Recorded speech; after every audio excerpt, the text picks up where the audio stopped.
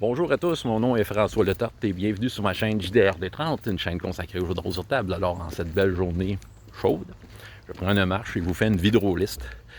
Je vais vous parler de Petit 6, système de jeu de rôle, basé sur l'Open D6, système D6 classique de West End Games et sa twist différente, vue par le concepteur de jeu John Grumpf. Je vous en ai parlé dans les semaines précédentes. Puis dans le fond, c'est un petit compte rendu de ma deuxième séance. Un peu ce qui s'est passé entre la première et la deuxième séance, puis un peu ce qu'on a essayé de la deuxième séance. Comme c'est là, 6, plus que j'utilise, plus que je le vois comme une boîte à outils, un filet solide. Je le vois vraiment comme un filet solide. Dans le sens que, en termes de règles, quand vient le temps de lancer des dés, ben, je sais dans quelle case mettre ça, puis il y a toujours de quoi à date. Je me suis pas senti mal pris de ne pas savoir quoi faire. Il y a toujours une compétence qui va fitter, puis puis les circonstances se font tout seules. C'est encore un jeu système D6. Je sens encore le côté spontané du système D6 qui est là, l'affaire que j'ai toujours aimé. Plus les petites twists supplémentaires que cette version-là du jeu offre. Donc, je vais vous parler de 3 affaires. J'espère me rappeler des 3. La première, je pense que je n'avais parlé la dernière fois, mais l'utilisation des qualités. Les qualités, qu'est-ce que c'est? C'est quand tu lances tes dés, des 6, bon, tu lances ton paquet de dés, tu as ton seuil de difficulté à battre. Si tu l'as, tu as réussi l'action telle que tu l'avais décrite. Sinon, c'est un échec. Tel qu'il était annoncé. C'est le système des 6 classique. Il y a le principe de qualité. Les qualités, c'est quand tu roules tes dés, tu regardes le nombre de dés que tu as des faces paires et chaque face paire représente une qualité. Les qualités, c'est super utile dans les combats. Ça te permet, entre autres, de calculer tes dommages selon ton arme en suivant une table. Ça sert aussi dans la magie, que je vais vous en parler, c'est un deuxième sujet que je vais vous amener. Mais la magie, c'est une magie un peu plus forme libre, et le nombre de qualités permet de savoir à quel point tu fais le sort que tu voulais. D'autres moments, je dirais peut-être 3 autres occasions dans le livre qui en parlent, du moins dans ce que j'ai lu. J'ai pas lu tous les univers, mais c'est ça, c'est souvent des suggestions. Je pense que je vois le potentiel des qualités. Comment ça peut être utilisé, tout ça. J'ai même fait quelques expériences. Une des utilisations qui était peut-être un peu controversée après la première séance, parce qu'on a eu une discussion là-dessus, c'est dans le livre, il suggère qu'on peut utiliser des qualités pour changer un peu le résultat d'un jet de dés. Si tu rates ton jet de dés, mettons que tu n'as pas roulé assez haut, mais pour chaque qualité que tu prends, tu peux rajouter un plus 2 pour essayer d'atteindre le seuil de difficulté. La discussion était la suivante, c'était qu'en fait, ça change les probabilités du D6 en tant que tel. J'haïssais pas l'idée, mais c'est vrai qu'en même temps, on ratait pas souvent. Tu sais, dans les jeux de rôle, les dés sont là pour te faire rater une fois de temps en temps. Fait que c'est ça, quand tu as toujours comme le tampon de la qualité, ça enlève le côté... c'est vrai, ça enlève le côté comme un peu hasard, le côté surprise d'un résultat de dés.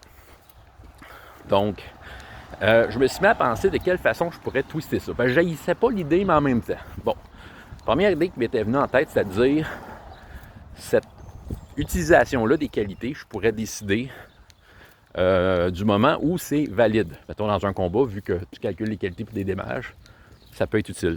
C'est de dire je touche, mais je fais moins de dommages. Entre autres. Mais en même temps, ça m'amenait à gérer des moments où je disais bah non, on ne calculera pas les qualités. Étant donné que c'est comme un système dans un système, un sous-système quasiment. Ça ne me tentait pas d'embarquer dans cette gestion-là à y penser, de dire OK, à ce moment-là, c'est oui, à ce moment-là, c'est non. Fait que c'est ça. L'autre solution, c'était juste de dire on le fait pas. Ça n'aurait pas fait de mal. Ça n'aurait pas fait de mal dans un sens parce que le système D6 à la base n'a pas ça. Mais en même temps, il y a quelque chose qu'il n'y a pas dans le Petit 6 que je pourrais simplement ramener, l'utilisation de points de personnage pour rouler des dés qui faisait un peu office de t'aider à gérer des dés. Mais pour ça, il fallait que tu dépenses évidemment tes points de personnage. Ce qui m'a amené à penser à un autre système, inspiré de quelque chose que j'ai vu ailleurs. Là, je sais qu'on a essayé dans mon groupe le système 2D20 de Modifius, dans lequel il y a un principe d'acheter au maître de jeu des réussites quand ça va pas bien. Puis lui, il accumule ces réussites-là pour, justement, du côté de l'adversité, avoir des points supplémentaires pour faire des effets encore plus dévastateurs contre les joueurs. Inspiré de ça, je me suis dit, OK, je vais garder la règle, des qualités. Tu sais, t'achètes tes plus 2. Mais à chaque qualité, dans le fond, les qualités, tu me les payes à moi en tant que maître de jeu. J'ai appelé ça le dé noir. À chaque fois que tu achètes une qualité, dans le fond, je prends un dé noir. J'ai appelé ça de même parce que j'avais un paquet de dés noirs que j'ai mis de côté. J'aurais pu appeler ça le dé violet, là. Mais j'ai appelé ça le dé noir parce que dé noir, c'est cool. Fait que là, à chaque fois que tu t'achètes une qualité pour mettre ton plus 2, tu me donnes un dé noir. Et qu'est-ce qui fait ce dé noir-là? C'est qu'en fait, ça me donne... Tu t'achètes du trouble, OK? Bon, de quelle façon que ça se manifeste? Dans Petit 6, un autre petite règle qu'il n'y a pas dans le système des 6 normal, c'est le principe d'expertise. Tu peux avoir une compétence quand tu crées ton personnage. En fait, tu as 2 compétences d'expertise. Les compétences d'expertise, ce que c'est à chaque fois que tu roules les dés, si tu roules, tu sais, quand tu fais un jet avec ta compétence d'expertise, si tu roules un 1, tu peux le relancer. Et tu le relances demain. Donc, c'est ça, je vais...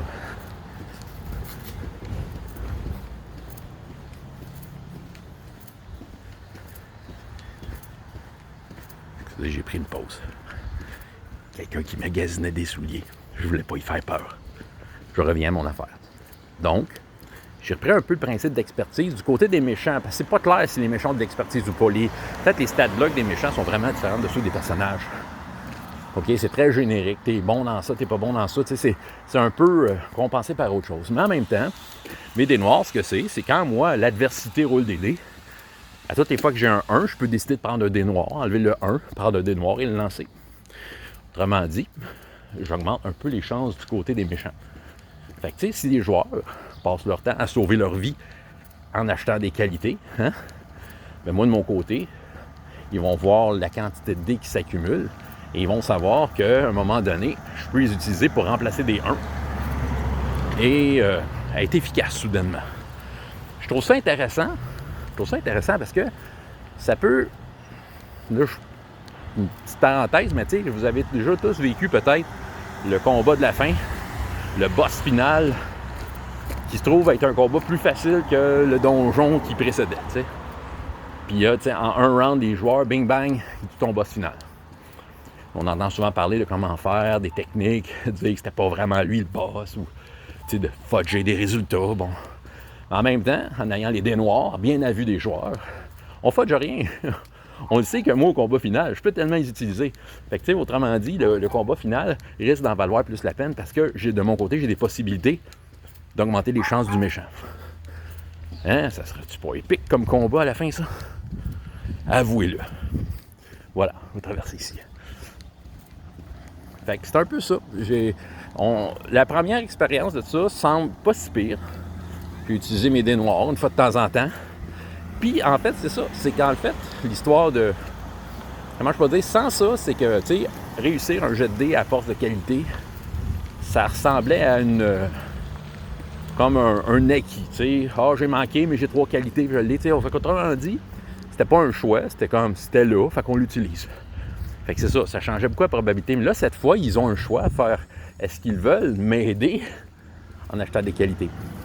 Fait que tu vois, sans trop aller loin, sans trop rajouter une règle maison qui déborde de ce qu'il y a déjà, j'utilise un peu le principe d'expertise qui est déjà inclus dans le jeu. Et dans le fond, j'utilise une mécanique que j'ai vue ailleurs qui, visuellement, incite les joueurs ou non à s'abstenir d'acheter des qualités ou pas. Et ça me permet aussi de moduler un peu les résultats. C'est système des 6 classique, c'est pas mal oui-non. Tu l'as, tu l'as pas. Mais là, en allant chercher ça, je peux comme un peu mettre plus l'emphase sur des variantes. C'est le fameux oui et oui. OK, mettons le oui et, c'est quand tu réussis que tu as des qualités en plus. Dans le livre, il me suggérait même quoi faire avec les qualités quand tu réussis. Tu peux comme faire des effets supplémentaires. Oui, ben tu as réussi, mais tu n'as pas assez de qualité pour faire de quoi d'intéressant ou tu n'en as pas. Tu as juste réussi ton jet de dés. Non, ben tu as raté ton jet et il y a des qualités. Et là, j'ai rajouté cette petite variante-là, c'est non et. Ça veut dire, tu roules tes dés, tu n'as pas assez haut et tu n'as aucune face paire. À ce moment-là, moi, je décide peut-être d'une conséquence supplémentaire, désastreuse. Voilà. Puis Puis pour ce qui est du oui mais, tu sais, dans le fond, le oui pas tout à fait, ben c'est ça, c'est des qualités que tu t'achètes. C'est ça. Tu sais, peut-être que ça m'oblige pas à tout de suite inventer une pseudo-conséquence, mais tu t'achètes du trouble pour plus tard. Fait que la pseudo-conséquence est qu'à un moment donné, je vais peut-être faire un jet de dés pas mal plus fort que ce qui était prévu, parce que je vais pouvoir remplacer mes 1. À date, ça va bien. Je vais vous dire, si jamais on change d'idée, je vous en parlerai dans une vidéo future. La magie. On a fait l'expérience de la magie. J'aime beaucoup le système de magie. Il faut que tu réussisses ton jet de dés de base, difficulté de 12.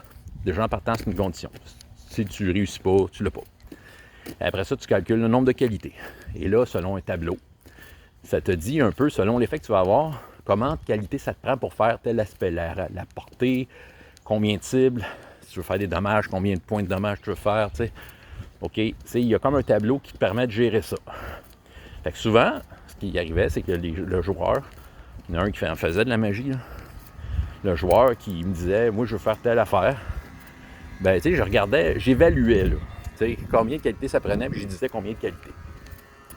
C'est aperçu que, au début, ce que je craignais, en fait, c'est que, tu sais, quand tu as une compétence de magie, tu l'additionnes à tes attributs de base comme une compétence, puis je peux vous dire que vous pouvez avoir pas mal de dés, tu sais, pour faire de la magie, ce qui risque de faire beaucoup de qualité, mais non, pas tant que ça, parce que, tu sais, les qualités, c'est une chance sur 2 là, que ça arrive.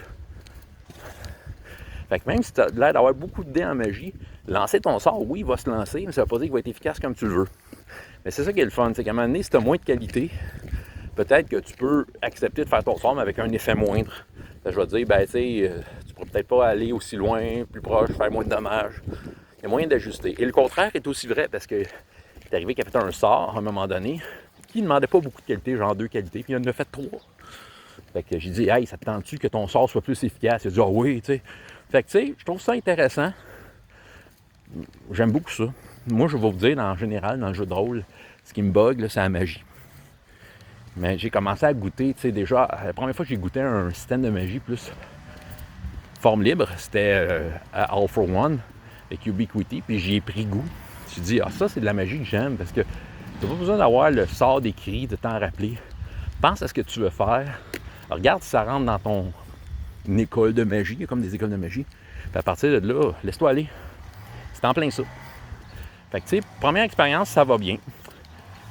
En tout cas, la magie, moi je suis content de la façon que ça marche. C'est ça, je vais vous en reparler parce que là, c'était seulement une première expérience. Mais c'est vraiment à mon goût. Je peux facilement imaginer la force à Star Wars. C'est fait de cette façon-là. Beaucoup plus... Ouais, je serais pas mal plus convaincu à Star Wars à faire ça de même. On dirait que je serais plus guidé. Tu sais, la façon que la force était présentée, Star Wars, premier tour, c'est une des affaires qui peut-être me demandait de dire, ouais, il faudrait que ça soit différent. C'est la force, la façon que ça marchait. Là, il y en a qui vont faire des commentaires, les Jedi étaient trop puissants. Ouais, mais ils sont supposés être trop puissants. Mais il y a une façon de mieux définir le trop puissant et je crois que Petit 6 apporte la solution. Dernier sujet par rapport à Petit 6. Je m'aperçois à quel point ce jeu-là est mortel. Un coup d'épée bien placé, là. Oh, ça fait mal. Ça fait mal, mes amis, là. Bon, faut dire que j'ai pas été doux avec les joueurs. Je n'ai pas parlé de l'aventure en tant que telle, mais il commençait dans une prison, puis une prison rough, là. Fait que, tu sais, la première affaire, j'ai dit, vous partez avec la moitié de vos points de vie. Fait que déjà, il partait amoché parce qu'il était dans de mauvaises conditions dans cette prison. Voilà. Mais on va vous dire que les points de vie descendaient vite. Puis, tu sais, la première séance, il y en a un qui est tombé dans la spirale de la mort. Deuxième séance, là, il était prudent. Puis, un autre personnage qui, vers la fin de la deuxième aventure, est tombé dans la spirale de la mort. Qu'est-ce que la spirale de la mort? Dans Petit 6, quand tu atteins le 0 point de vie, tu as un choix. Est-ce que tu tombes inconscient? Ou en tout cas, tu es hors combat, puis tu arrêtes ça là. Ou, si tu veux continuer, mais cette fois, tu reprends la moitié de tes points de vie initiaux, c'est-à-dire total. Et là, cette fois-là, si tu tombes à 0, tu es mort pour vrai. Mais ces deux joueurs-là ont décidé de continuer. C'est-à-dire qu'ils sont dans la spirale de la mort.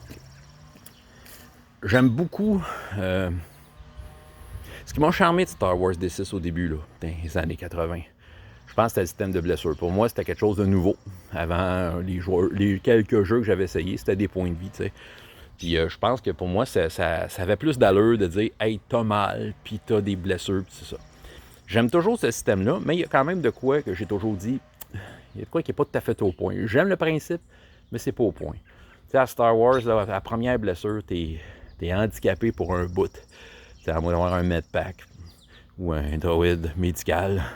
Bon, c'est ça. Puis tu sais, il va dire, la spirale de la mort arrive vite dans Star Wars. C'était très mortel. C'est sûr qu'on pouvait contourner ça de plein de façons, mais en tant que tel, c'est aussi répétitif. C'est quand t'as mal, t'as mal. En tout cas, je sais pas.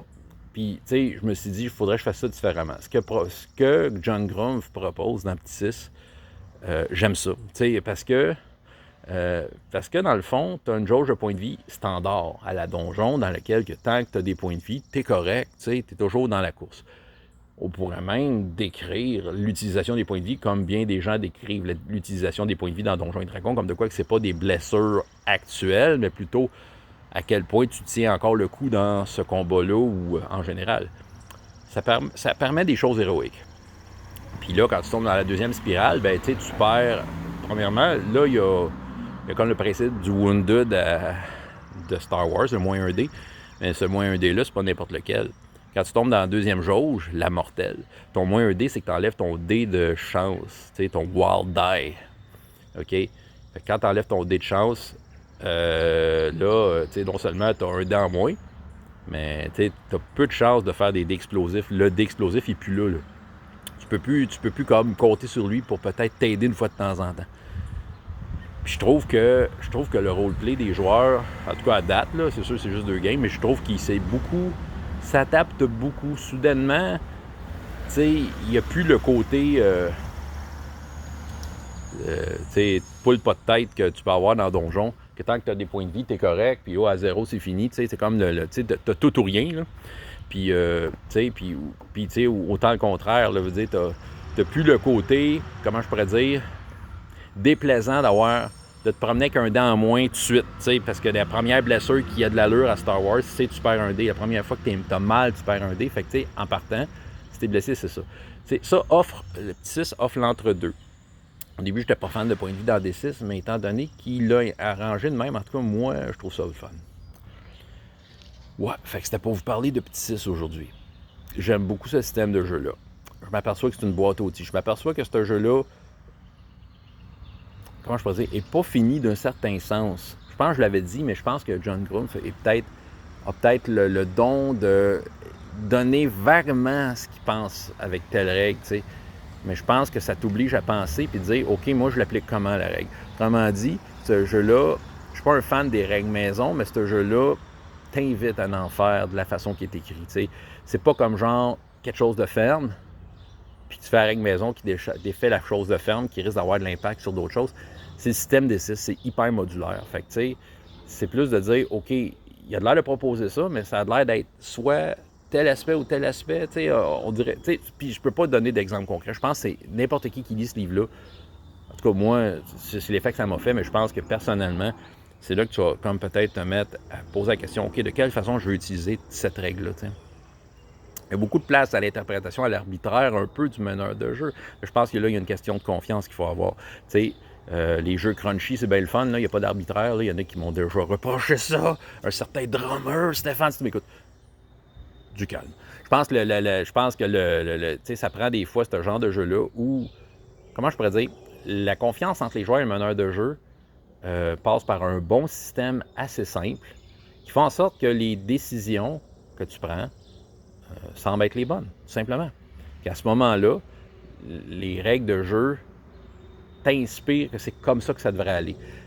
Mais encore là, le jeu a un filet solide, donc je suis pas inquiet.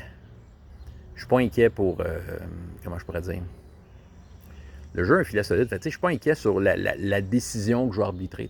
Ça ramène un peu le rôle du meneur de jeu comme celui qui adjuge, qui a le dernier mot sur l'application des règles. Mais tu sais, moi, j'ai toujours l'impression que ma réponse va être comme expliquée et va venir de quelque part qui est dans le jeu. En tout cas, c'est juste des impressions. Comme je vous dis, peut-être dans 3 mois, je vais haïr ce jeu-là à mort. Mais pour tout de suite, c'est pas parti pour ça. J'aime vraiment ça, Petit 6. Je vois toujours le vent de fraîcheur que ça apporte dans l'univers du système des 6. Ça vaut la peine d'aller voir, même qu'il y a une version gratuite sur le Patreon du Terrier du Grumpf. ou de Chibi, je sais pas comment il s'appelle, mais je sais qu'il y a une version gratuite. De toute façon, en anglais, il est sorti. Il l'a sorti en anglais. Puis la version, tu sais, sur DriveThru RPG, il y a la version payante qui vaut quoi, à peu près 5-6$ en PDF. Puis tu as la version gratuite que tu peux avoir en anglais. Que c'est comme les 18 premières pages, en fait, le système de base. Suffisant pour te donner une idée d'où ce que tu t'en vas. Quand la version payante, c'est que tu as comme les univers fantasy, tu sais, le petit extra qui donne des exemples de comment gérer, qui donne des exemples de règles intéressantes qui vont dans ces genres-là. Ouais, ben, c'est pas mal ça que j'avais raconté aujourd'hui. François Le Temps, JDR Tétrard, et jusqu'à la prochaine fois, il y a autant de plaisir dans la vie que dans les jeux. Au revoir.